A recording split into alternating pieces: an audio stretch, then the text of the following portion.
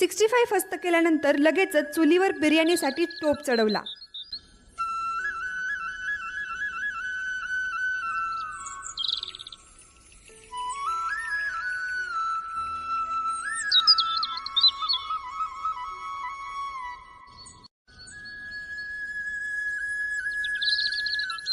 बिचारी आमची तायडी चुलीपुढं बसून बिर्याणी बनवतच होती, पण बिर्याणीसाठी कढईमध्ये गरम केलेलं पाणी चुलीवरून खाली उतरवत असताना तिचा हात भाजला गेला.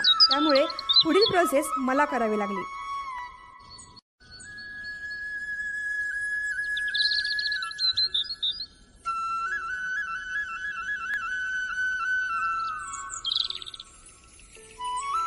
बिर्याणी शिजेपर्यंत मस्तपैकी रानातून फेरफटका मारला आणि ऊसही खाऊन घेतला. तोपर्यंत गरमागरम बिर्याणी तयार झाली होती. गरम गरम बिर्याणी आणि नुकताच शेतातून काढून आणलेला कांदा